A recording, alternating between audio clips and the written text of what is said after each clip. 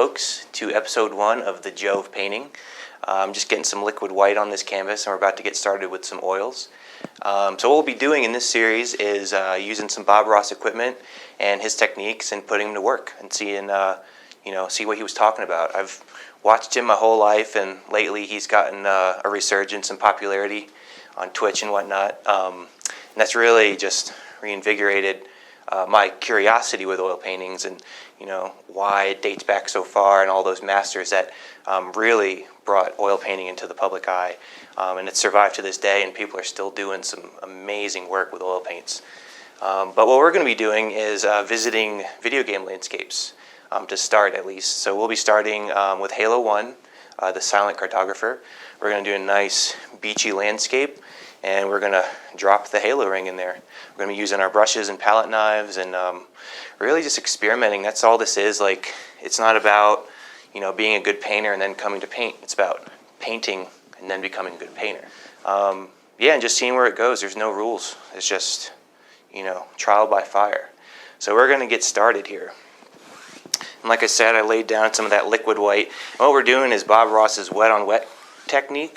You get a really thin oil white, and you just, what I do is I just kind of add as little as possible and see how far I can stretch it.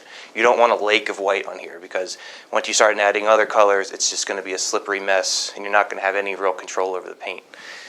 So I go as thin as I can, and that's what the real big lesson with oil paints is, that it is very forgiving, but it is also a very slippery slope.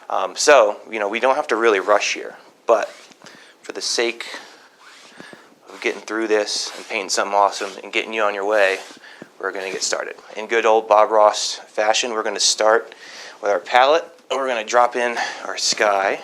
I clean this brush off. And it's got this vinyl coated mesh at the bottom that allows me to pull the paint out of the brush.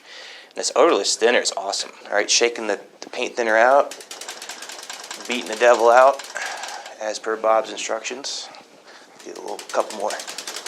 Yeah. All right, clean brush. And so I already got some, what do we got here? Some phthalo blue, which I think is fitting because we're painting a halo landscape. We have phthalo blue. So we're just going to pull this in. Now, this is pretty thick paint. You want to load that brush up. And we're going to come in. We're going to do those soft X's across the top. Pay attention to, the pressure you're putting on the canvas. Come down here, do more X's. We're pulling down from the top. But yeah, pay attention to your pressure and really learn how to acclimate your hand to how this oil paint wants to interact on the canvas. And those of you familiar with Halo, which is probably a lot of you, they got those huge, sweeping landscapes, and that ring just kind of drops back and up into space. I remember that was one of the first games that really caught my attention as far as how story can really grip you. Seeing those structures and them being so silent and ominous, it's just, wow. All right. And this is all about learning. It's, like I said, you're not supposed to be a good painter and then paint. You're supposed to paint and then be a good painter. You learn, mostly through mistakes. But that is part of life. Make sure you blend that in pretty good. Really wish we can get the soundtrack going in here, but something about intellectual property. Whatever that is. And then we're going to drop our ocean in. And so this is a little different, because a lot of times when Bob drops the ocean in, he'll pull in from the side with his blues from the bottom and work back, and it'll do the same thing as the sky. It'll fade to the horizon, give you that depth, and he'll kind of pull in and kind of leave these nice ripples in the water. And that's because our light source is usually kind of up here and kind of coming down through the painting. But with the halo, we don't necessarily have light coming directly down. We kind of have it coming from all different directions. So we're going to really kind of experiment with creating an ocean that has that depth, but also is true to the halo ring. All right, next we're going to get some sandy soil going. We'll do yellow ochre. I noticed in that level the sands in the rock are a lot more orange. There's a lot of yellows and browns in there. It's not a real white sand. And we'll come back in with some more oranges as well. But we're going to stick with some base colors. It's a good place to get started just to know what the colors are like straight out of the tube. Same deal, just from the top. Or from the bottom, excuse me. Really build that in. And I kind of want this nice ethereal, almost desert likeness. Like you kind of look, you can see how it diffuses towards the horizon. It kind of has that mirage-y kind of look. That's really what we want. We're not going for, an exact replica. If I wanted a replica, I'd just play the game. But what we're trying to do is just recall those experiences and be like, what did I see when I was playing those? It doesn't have to be Halo. This can be any game. It can be life. And this is how you strengthen your relationship with what you see, because it's one thing to have an idea in your head about what you think you know, but the canvas allows you to put it to the test. We're going to let this right side kind of fade off because I'm going to have sort of the beach kind of come around, create a little peninsula here and go around. And we'll have a nice rock structure here, maybe with some trees. And then maybe drop in one of those big planets over here if I'm feeling squirrely. But definitely we're going to get that ring in there. And so we're working from the back to the front. You got to think in layers. So we're going to do our sky, we're going to do or at least the base of our sky, the base of our beach. We're going to do our clouds, get our sky where we want it, and then we're going to carve our halo out. And maybe even in there, kind of do an underpainting of the halo rings, because it has all those continents and oceans and icebergs and mountains everywhere, all through there. So we're not going to be super detailed because there's a lot of atmosphere in Halo, and it really, as you know, the further away it gets from you, the more that diffuse those objects get, and you can't really tell what you're looking at.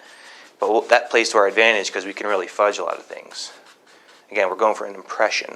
All right, clean this guy off. And I've mainly been using my 2-inch blender brush up to this point. So we're going to do the same thing, use same brush, but we're going to bring in our clouds now. Let's see, maybe we should do that ocean. Yeah, we'll get some more phthalo blue going. I might even add a little green in there just because those oceans aren't crystal clear. We're going to get some sap green, just a little bit over here on the side, just something to work with. So we got a blue and a green. We're definitely pulling in blue. All right, that is rich. We're going to go ahead and just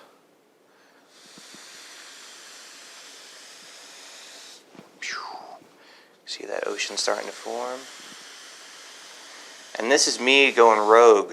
I don't remember Bob doing this ever, but seems like we're getting a good effect with it. We're just going to keep your arms straight, kind of pull across from both sides. Getting some water there. This is nice. And don't overwork. Be intentional when you put that brush down. Don't be like, oh, I'll fix it later. No, really mean it when you go for it. And if you encroach on this beach at all, that's okay. You can fix it.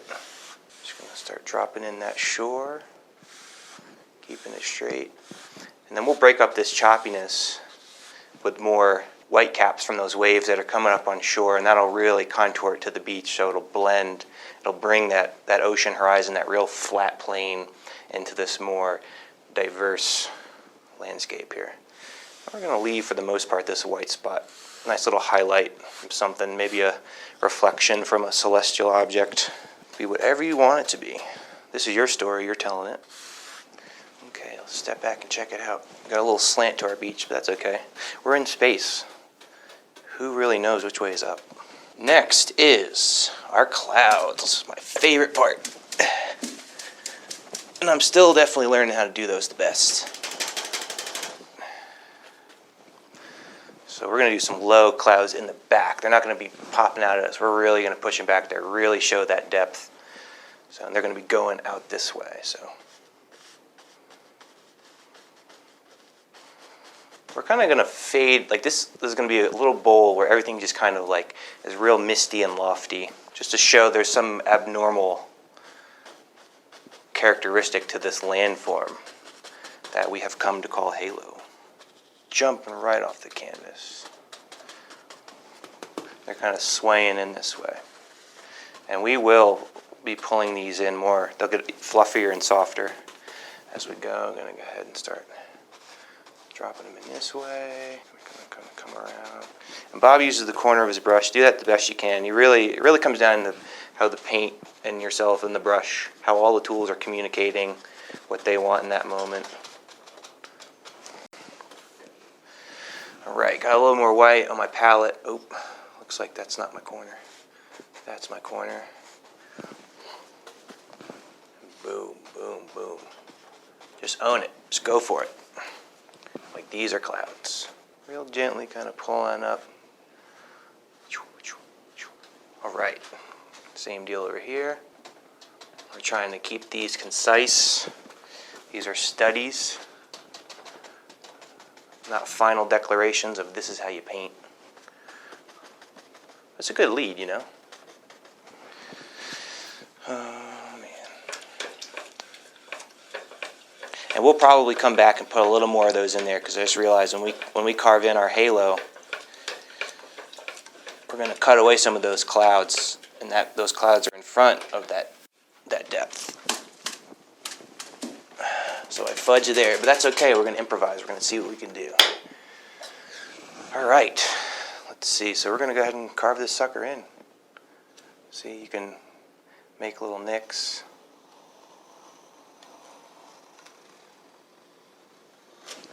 And these are just guidelines. We'll come back in and let's see.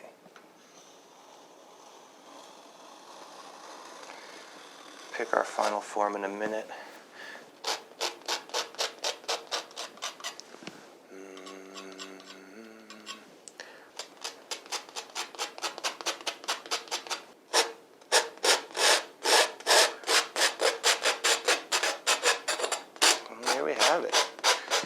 We have the base of our ring. What I'm thinking of when I'm painting this is when I look off into the sky, especially in a Colorado sky, it's just huge and blue and white, and especially during the day. And I see these planes kind of, flying through the air all the time. Some are closer, some are further, and they all have, you can tell. I study what they look like. Some are really almost translucent, like they're kind of a transparency over the blue sky, and so that really establishes that atmospheric perspective, which you get a lot of in Halo. Real gently with this palette knife, just kind of coming in with some white into my blue. And we probably want a little more or extra white down here just to kind of match these clouds, this fade we're trying to get. And you can do that with your palette knife. Just learn how to really, learn your pressure. What are your pressure sensitivities for your hand and this knife and this canvas and these paints? It's a cross-section. Art is a cross-section of so many different things. Let's see. We're going to start pulling these edges in a little bit. If they don't serve the form, you can certainly pull them out and give them a different job. Everybody has something to do here. You're here for a reason, paint. All right, that's looking pretty good. So it's a very simple painting if you just want to get started, especially in game, recreating your favorite scenes from games. For one, you get to play them, and two, you get to see if you can remember, if you could truly remember what you're seeing by painting this from memory. And you can have a reference too. There's no shame in a reference. We're just practicing. The whole point, the goal is not to paint Halo, it's to get familiar with oil paints. And to paint Halo. And come back in, I have a softer blender. I'm just gonna talk at these clouds. What's up, clouds? Just kind of work those in a little more. Bring them up into that blue, really let them peek through.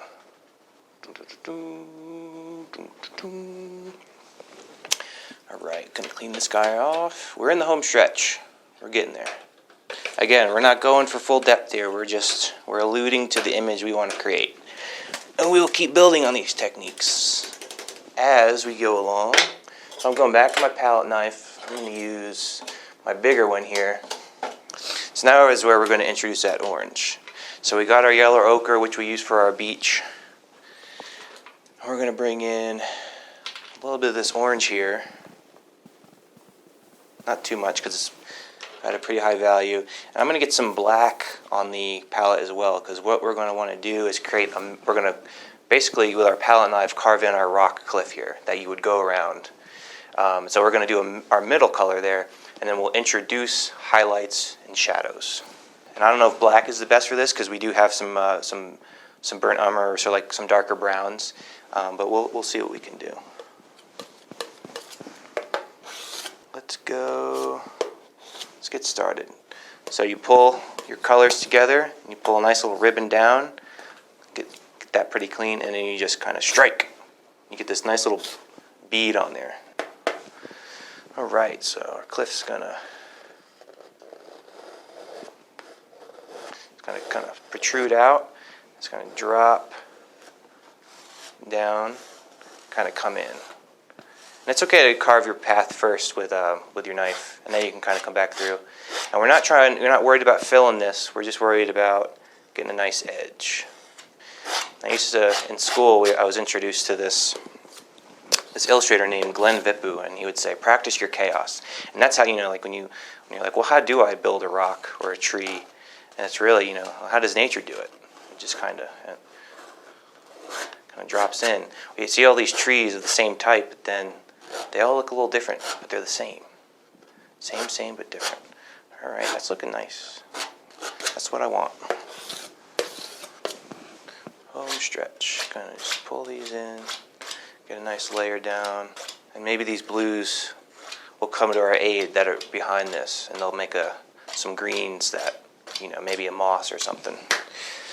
So we're going to bring our 1 inch right back in here, and we're going to start pulling these into more committed states.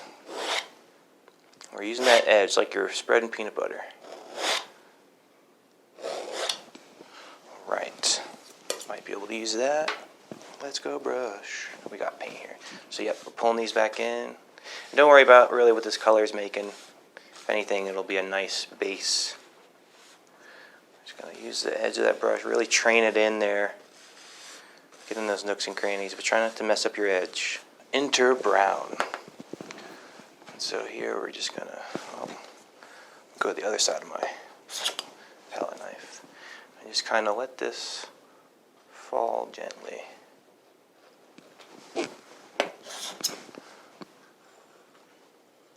Create something alien.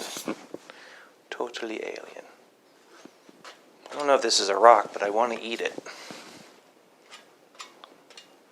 Reese's peanut butter rock. And I repeatedly run into this issue of, how do I do my shadows on top of wet paint? You just gotta practice, you just gotta learn. But probably after this, I'm gonna go consult Bob and see what he has to say. Go watch a few episodes, see if I can improve on this technique. All right, so now what I wanna do is I wanna bring in some yellow, some middle cadmium yellow. Maybe a little bit of that orange. Highlights. So the great thing about halo is that light source tends to be omnidirectional. So even in dark areas, there's some decent lighting. Just touching it in. Let that yellow lead. I'm just going to come back through with my palette knife. Just kind of create some outcroppings. And there is such a thing as futzing with it too much. All right, we got our big golden obelisk over there on the left. Let's see. I think we're in the home stretch. I might add a little more diversity and variation to this sand here with my 1 inch. Maybe bring some of that white in or yellow.